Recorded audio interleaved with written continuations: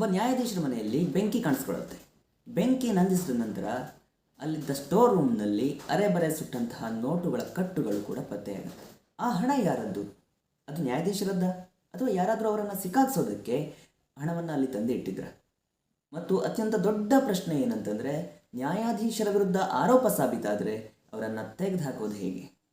ಈ ಪ್ರಕರಣದಲ್ಲಿ ಇನ್ನೊಂದು ಟ್ವಿಸ್ಟ್ ಏನಂದರೆ, ತನಿಖೆ ನಡೀತಾ ಇರುವಾಗಲೇ ನ್ಯಾಯಮೂರ್ತಿ ಯಶವಂತ್ ವರ್ಮಾ ಅವರ ರಾಜೀನಾಮೆಯಿಂದ ಪ್ರಕರಣ ಮುಗಿಲಿಲ್ಲ. ಯಾಕಂದರೆ ಇದು ಕೇವಲ ನ್ಯಾಯಾಧೀಶರ ಪ್ರಕರಣ ಅಲ್ಲ, ಇದು ನ್ಯಾಯಾಂಗದ ವಿಶ್ವಾಸಾರ್ಹತೆ, ನ್ಯಾಯಾಧೀಶರ ಹೊಣೆಗಾರಿಕೆ ಮತ್ತು ಸಂವಿಧಾನಾತ್ಮಕ ವ್ಯವಸ್ಥೆಯ ಕುರಿತಂತೆ ಒಂದು ದೊಡ್ಡ ಪ್ರಶ್ನೆಯಾಗಿತ್ತು.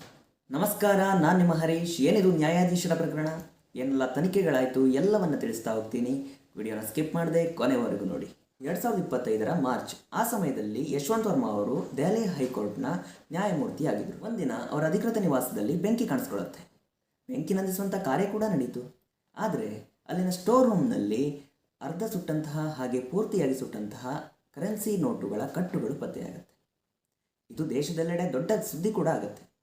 ಈ ವಿಷಯ ದೆಹಲಿ ಹೈಕೋರ್ಟ್ನ ಮುಖ್ಯ ನ್ಯಾಯಮೂರ್ತಿಯವರ ಗಮನಕ್ಕೆ ಬಂತು. ನಂತರ ಸುಪ್ರೀಂ ಕೋರ್ಟ್ನ ಮುಖ್ಯ ನ್ಯಾಯಮೂರ್ತಿಯವರು ಈ ಒಂದು ಪ್ರಕರಣದ ವಿಚಾರಣೆಗಾಗಿ 3 ಸದಸ್ಯರ ಸಮಿತಿಯನ್ನು ರಚನೆ ಮಾಡ್ತಾರೆ. ಈ ಒಂದು ಸಮಿತಿಯಲ್ಲಿ ನ್ಯಾಯಮೂರ್ತಿ ಶೀಲ್ ನಾಗು, ನ್ಯಾಯಮೂರ್ತಿ GS ಸಂಧಾವಾಲಿಯಾ ಮತ್ತು ಕರ್ನಾಟಕದ ಹೈಕೋರ್ಟ್ನ ನ್ಯಾಯಮೂರ್ತಿ ಅನು ಶಿವರಾಮನ್ ಕೂಡ ಇರ್ತಾರೆ. ಇಲ್ಲಿ ಒಂದು ವಿಷಯವನ್ನು ಸ್ಪಷ್ಟವಾಗಿ ಹೇಳಬೇಕು, ಯಶವಂತ್ ವರ್ಮಾ ಅವರು ಅಲ್ಲಿ ಸಿಕ್ಕಿರುವಂಥ ಹಣ ತಮ್ಮದು ಅಥವಾ ತಮ್ಮ ಕುಟುಂಬದವ್ರದ್ದು ಅಲ್ಲ ಅಂತ ನಿರಾಕರಿಸ್ತಾರೆ. ಹಾಗಾದರೆ ಆ ಹಣ ಹೇಗೆ ಬಂತು ಅಂತ ಕೇಳಿದ್ರೆ, ಇದು ತಮ್ಮ ವಿರುದ್ಧದ ಸಂಚು ಅಂತ ಹೇಳ್ತಾರೆ. ಸಿಕ್ಕಾಕೊಂಡ್ಮೇಲೆ ಆಪಾದಿತ ಪ್ರತಿಯೊಬ್ಬರೂ ಕೂಡ ಹೇಳೋದಿದ್ದಾನೆ. ಹೋಗಲಿ ಬಿಡಿ. ಪ್ರಕರಣದ ಆರಂಭಿಕ ಹಂತಗಳಲ್ಲಿ 2 ವಾದಗಳಿದೆ. ಒಂದು, ನಿವಾಸದಲ್ಲಿ ಹಣ ಪತ್ತೆಯಾಗಿದೆ. ಇನ್ನೊಂದು, ಆ ಹಣ ನನ್ನದಲ್ಲ, ನನ್ನನ್ನು ಸಿಕ್ಕಾಕ್ಸೋದಕ್ಕೆ ಇಡಲಾಗಿದೆ. ಹೀಗಾಗಿ ತನಿಖೆಯ ಪ್ರಮುಖ ಪ್ರಶ್ನೆ ಒಂದೇ, ನಿಜ ಯಾವುದು? ಮಾರ್ಚ್ 22, 2025 ಸುಪ್ರೀಂ ಕೋರ್ಟ್ ಅಧಿಕೃತವಾಗಿ 3 ಜನರ ಸಮಿತಿಯನ್ನು ರಚನೆ ಮಾಡಿತು. ಯಶವಂತ್ ವರ್ಮಾ ಅವರಿಗೆ ನ್ಯಾಯಾಂಗ ಕೆಲಸ ನೀಡದಂತೆ ದೆಹಲಿ ಹೈಕೋರ್ಟ್ಗೆ ಸೂಚನೆ ಕೂಡ ನೀಡಲಾಯಿತು. ಸಮಿತಿಯ ತನಿಖೆ ಪೂರ್ಣಗೊಂಡ ನಂತರ 2025 ಮೇ 3 ವರದಿಯನ್ನು ಕೂಡ ಸಲ್ಲಿಸಲಾಯಿತು. ಆದರೆ ಕತೆ ಇಲ್ಲಿಗೆ ಮುಗಿಲಿಲ್ಲ. ಪ್ರಕರಣ ಸಂಸತ್ತಿಗೆ ಕೂಡ ಹೋಯಿತು.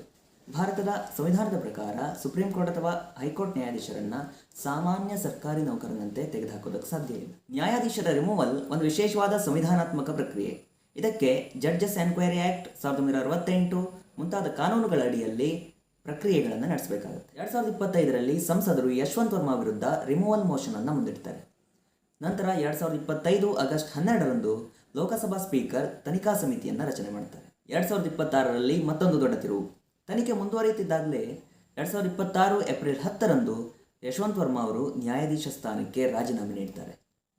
ಕೆಲವೊಂದಿಷ್ಟು ಜನ ಇಲ್ಲಿಗೆ ಈ ಕೇಸ್ ಮುಗಿಬಹುದು ಅಂತ ಅಂದ್ಕೊಂಡಿದ್ರು.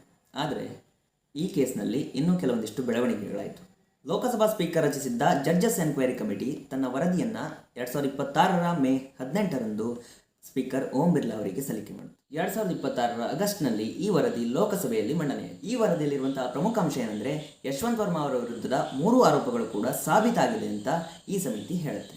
ಯಶವಂತ್ ವರ್ಮಾ ಅವರು ಅವರ ಅಧಿಕೃತ ನಿವಾಸದಲ್ಲಿ ಪತ್ತೆಯಾದಂತಹ ದೊಡ್ಡ ಪ್ರಮಾಣದ ನಗದು ಕುರಿತು ಸಮರ್ಪಕ ವಿವರಣೆಯನ್ನು ನೀಡಲಿಲ್ಲ. ಘಟನೆಯ ನಂತರ ಸಂಬಂಧಿತ ಸಾಕ್ಷ್ಯ ಅಥವಾ ವಸ್ತುಗಳ ನಿರ್ವಹಣೆಯಲ್ಲಿ ಕೆಲವೊಂದಿಷ್ಟು ಗಂಭೀರ ಪ್ರಶ್ನೆಗಳು ಉಂಟಾಗಿದೆ. ನಗದು ಪತ್ತೆಯಾದ ವಿಷಯದ ಕುರಿತು ನೀಡಿದಂತಹ ವಿವರಣೆ ಸಮಿತಿಗೆ ಸಮರ್ಪಕವಾಗಿರಲಿಲ್ಲ. ವರದಿಯ ಪ್ರಕಾರ ಈ 3 ಆರೋಪಗಳು ಕೂಡ ಸಾಬೀತಾಗಿದೆ. ಯಶವಂತ್ ವರ್ಮಾ ಅವರು ಈಗಾಗಲೇ ರಾಜೀನಾಮೆ ನೀಡಿದ್ದಾರೆ. ಅವರು ಈಗ ನ್ಯಾಯಾಧೀಶರಾಗಿ ಇಲ್ಲದಿರುವುದರಿಂದ ರಿಮೂವಲ್ ಮೋಷನ್ನ ಉದ್ದೇಶವೇ ಬದಲಾಗುತ್ತೆ. ಆದರೆ ವರದಿಯನ್ನು ಸಂಸತ್ತಿನ ಮುಂದೆ ಇಡುವುದು ಸಾರ್ವಜನಿಕ ಹೊಣೆಗಾರಿಕೆ ಮತ್ತು ದಾಖಲೆಗಾಗಿ ಮಹತ್ವದ್ದಾಗಿ. ಇಡೀ ಪ್ರಕರಣ ನಮ್ಮ ಮುಂದೆ ಒಂದು ದೊಡ್ಡ ಪ್ರಶ್ನೆಯನ್ನು ಇಡುತ್ತೆ. ನ್ಯಾಯ ನೀಡುವಂಥ ವ್ಯಕ್ತಿಯ ಮೇಲೆ ಗಂಭೀರ ಆರೋಪ ಬಂದರೆ ಅವರನ್ನು ಯಾರು ಪ್ರಶ್ನೆ ಮಾಡಬೇಕು? ನ್ಯಾಯಾಧೀಶರಿಗೆ ಸ್ವಾತಂತ್ರ್ಯ ಬೇಕು. ಯಾಕಂದರೆ ರಾಜಕೀಯ ಒತ್ತಡಕ್ಕೆ ಒಳಗಾಗದೆ ಅವರು ನ್ಯಾಯ ನೀಡಬೇಕು. ಸ್ವಾತಂತ್ರ್ಯ ಅಂದರೆ ಹೊಣೆಗಾರಿಕೆ ಇಲ್ಲ ಅಂತಲ್ಲ, ಜುಡಿಷಿಯಲ್ ಇಂಡಿಪೆಂಡೆನ್ಸ್ ಜೊತೆಗೆ ಜುಡಿಷಿಯಲ್ ಅಕೌಂಟಬಿಲಿಟಿ ಕೂಡ ಇರಬೇಕು. ಒಬ್ಬ ಸಾಮಾನ್ಯ ಸರ್ಕಾರಿ ನೌಕರನ ಮನೆಯಲ್ಲಿ ವಿವರಿಸಲಾಗದಂಥ ದೊಡ್ಡ ಪ್ರಮಾಣದಲ್ಲಿ ಹಣ ಸಿಕ್ಕರೆ ತನಿಖೆ ನಡೆಯುತ್ತೆ. ಒಬ್ಬ ರಾಜಕಾರಣಿ ವಿರುದ್ಧ ಗಂಭೀರ ಹಣಕಾಸು ಆರೋಪ ಬಂದಾಗ ತನಿಖೆ ನಡೆಯುತ್ತೆ. ಆದರೆ ನ್ಯಾಯಾಧೀಶರ ಮೇಲೆಯೇ ಆರೋಪಗಳು ಬಂದಾಗ ವ್ಯವಸ್ಥೆ ಅದನ್ನು ಹೇಗೆ ಪ್ರತಿಕ್ರಿಯಿಸಬೇಕು? ಈ ಪ್ರಶ್ನೆಗೆ ಭಾರತದ ನ್ಯಾಯಾಂಗ ಮತ್ತು ಸಂವಿಧಾನಾತ್ಮಕ ವ್ಯವಸ್ಥೆ ಉತ್ತರ ನೀಡಬೇಕಾಗಿದೆ. ಯಾಕಂದರೆ ನ್ಯಾಯ ನೀಡುವ ಸಂಸ್ಥೆಯ ಮೇಲೆ ನಂಬಿಕೆ ಕುಸಿದರೆ ಕಾನೂನಿನ ಮೇಲೂ ಕೂಡ ನಂಬಿಕೆ ಕುಸಿಯಬಹುದು. ಯಶವಂತ್ ವರ್ಮಾ ಅವರ ಪ್ರಕರಣವನ್ನು ಕೇವಲ ನ್ಯಾಯಾಧೀಶರ ಮನೆಯಲ್ಲಿ ನಗದು ಸಿಕ್ಕ ಪ್ರಕರಣ ಅಂತ ನೋಡಿದರೆ ನಾವು ಅರ್ಧ ಸತ್ಯವನ್ನಷ್ಟೇ ನೋಡ್ತೇವೆ. ಇದೊಂದು 3 ಹಂತಗಳ ಕತೆ. ಮೊದಲನೇ ಹಂತ ಮನೆಯಲ್ಲಿ ಬೆಂಕಿ, ನಗದು ಪತ್ತೆ. 2ನೇ ಹಂತ ನ್ಯಾಯಾಂಗದ ಆಂತರಿಕ ತನಿಖೆ.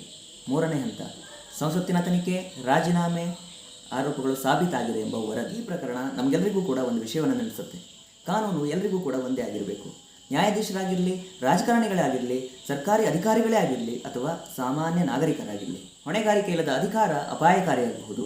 ಮತ್ತು ನ್ಯಾಯಾಂಗದ ಮೇಲಿನ ಜನರ ನಂಬಿಕೆ ಅದು ಕೇವಲ ನ್ಯಾಯಾಲಯದ ಆಸ್ತಿ ಅಲ್ಲ, ಅದು ಇಡೀ ಪ್ರಜಾಪ್ರಭುತ್ವದ ಆಸ್ತಿ. ಇಷ್ಟು ಇವತ್ತಿನ ವಿಡಿಯೋ. ಇನ್ನು ಹೆಚ್ಚಿನ ವಿಡಿಯೋಗಳಿಗಾಗಿ ನಮ್ಮ ಚಾನಲನ್ನು ಸಬ್ಸ್ಕ್ರೈಬ್ ಮಾಡ್ಕೊಳ್ಳಿ, ಹಾಗೆ ಪಕ್ಕದಲ್ಲಿ ಕಾಣ್ತಿರುವಂಥ ಬೆಲ್ ಐಕಾನ್ ಅನ್ನು ಕೂಡ ಕ್ಲಿಕ್ ಮಾಡ್ಕೊಳ್ಳಿ.